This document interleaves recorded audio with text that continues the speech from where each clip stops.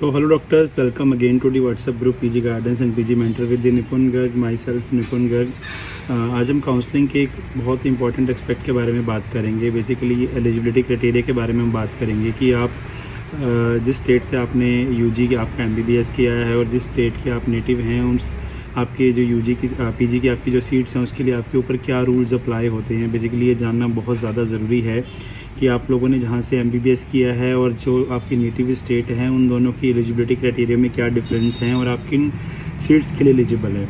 तो सबसे पहले अगर छत्तीसगढ़ की बात करते हैं तो छत्तीसगढ़ के अंदर जिन्होंने छत्तीसगढ़ से MBBS किया है और छत्तीसगढ़ के डोमिसाइल्स हैं वो दोनों ही तरह के स्टूडेंट्स छत्तीसगढ़ की जो गवर्नमेंट सीट्स के लिए एलिजिबल हैं as well as private seats के लिए भी एलिजिबल हैं। और छत्तीसगढ़ एक ओपन स्टेट है, आउटसाइड स्टेट के स्टूडेंट्स भी छत्तीसगढ़ स्टेट में अप्लाई कर सकते हैं। आफ्टर दैट गुजरात की अगर बात करते हैं तो गुजरात के अंदर गवर्नमेंट सीट्स पर सिर्फ उन्हीं स्टूडेंट्स को प्रेफरेंस दी जाती है जिन स्टूडेंट्स ने अपनी यूजी यानी कि MBBS गुजरात से किया है। और जो स्टूडेंट गुजरात के डोमिसाइल हैं वो सिर्फ वहाँ की प्राइवेट सीट्स के लिए एलिजिबल होंगे, वो लोग वहाँ की गवर्नमेंट सीट्स के लिए एलिजिबल नहीं होते। और गुजरात जो है वो एक बेसिकली क्लोज स्टेट है, आउटसाइड स्टेट के स्टूडेंट्स गुजरात में पार्टिसिपेट नहीं कर सकते किसी भी तरीके की सीट्स के लिए। एक्सपेक्ट वहाँ पे सिर्फ एक एक्सेप्शन है किसी चीज़ का है, सुमनदीप भारतीय विद्यापीठ जो डीम्ड यूनिवर्सिटी है, आप ऑल इंडिया कोटा के थ्रू उस डीम्ड यूनिवर्सिटी में एडमिशन लेने के लिए रेस्ट ऑफ इंडिया के स्टूडेंट्स भी जो हैं वो एलिजिबल हैं। आफ्टर दैट हरियाणा की बात करते हैं तो हरियाणा एक तरीके से एक ओपन स्टेट तो है ही, उसी के साथ हरियाणा के डोमिसाइल स्टूडेंट प्लस जिन्होंने हरियाणा से यूजी किया है दोनों ही तरीके के स्टूडेंट्स जो हैं वो हरियाणा की गवर्नमेंट सीट्स के लिए एलिजिबल हैं।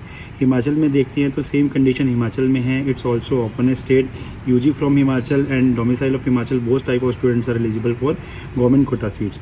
After that Jammu and Kashmir की बात करते हैं तो जहाँ से जिन स्टूडेंट्स ने जम्मू एंड कश्मीर से MBBS किया है वो लोग वहाँ की गवर्नमेंट सीट्स के लिए एलिजिबल हैं। जो लोग वहाँ के डोमिसाइल हैं बट यूजी बाहर से करके आए हैं वो लोग वहाँ की गवर्नमेंट सीट्स के लिए एलिजिबल नहीं हैं। और जम्मू एंड कश्मीर जो है वो आपकी क्लोज स्टेट है। आफ्टर दैट मध्य प्रदेश की बात करते हैं तो मध्य प्रदेश में जो वहाँ के एलिजिबल कैंडिडेट्स हैं जिन्होंने यूजी वहाँ से किया है प्लस जो डोमिसाइल स्टूडेंट्स हैं दोनों ही तरीके के स्टूडेंट्स जो हैं वो MP में सीट्स लेने के लिए एलिजिबल हैं। MP साथ में ओपन स्टेट है, आउट ऑफ स्टेट के स्टूडेंट्स भी जो हैं वो MP में पार्टिसिपेट कर सकते हैं। बट MP की काउंसलिंग में कुछ कंडीशंस हैं। सबसे पहले वो लोग अपनी स्टेट के स्टूडेंट्स को सीट प्रोवाइड कराते हैं। आफ्टर दैट अगर सीट्स बचती हैं तो आउटसाइड स्टेट के लिए प्रोवाइड कराई जाती हैं। तो बेसिकली आप इसको एक सेमी क्लोज स्टेट कह सकते हैं और सीट मिलने का चांस बहुत कम रहता है यहाँ पे। और महाराष्ट्र की बात करें तो महाराष्ट्र में जिन स्टूडेंट्स ने महाराष्ट्र से यूजी किया है वही स्टूडेंट महाराष्ट्र स्टेट में गवर्नमेंट सीट्स के लिए एलिजिबल हैं। जो वहाँ के डोमिसाइल हैं बट यूजी जिन्होंने बाहर से किया वो वहाँ की गवर्नमेंट सीट को क्लेम नहीं कर सकते। महाराष्ट्र एक क्लोज स्टेट है, वहाँ की डीम्ड यूनिवर्सिटी में जो है वो रेस्ट ऑफ इंडिया के स्टूडेंट्स भी पार्टिसिपेट कर सकते हैं। पंजाब में अगर देखते हैं तो पंजाब में दोनों तरीके की एलिजिबिलिटी जो है वो काम आती है। पंजाब में अगर आपने MBBS किया है या फिर आप डोमिसाइल पंजाब से हैं दोनों तरीके के स्टूडेंट जो वहाँ के गवर्नमेंट और as well as private institution के लिए एलिजिबल हैं। और पंजाब भी एक ओपन स्टेट है। आफ्टर दैट त्रिपुरा में बात करते हैं तो सेम कंडीशन आपको पंजाब जैसे ही मिलती है, त्रिपुरा आपकी जो है वो क्लोज स्टेट है। सो ये तो हुई कुछ स्टेट की बात, बाकी जो स्टेट्स रहेगी उसकी जो है उसकी एलिजिबिलिटी कंडीशंस जो हैं वो हम इस वीडियो के नेक्स्ट पार्ट में डिस्कस करेंगे। और आपको किसी भी तरीके की काउंसलिंग गाइडेंस के डाउट्स आ रहे हैं, कोई चीज़ें आ रही हैं तो डेफिनेटली आप हमें कॉल कर सकते हैं।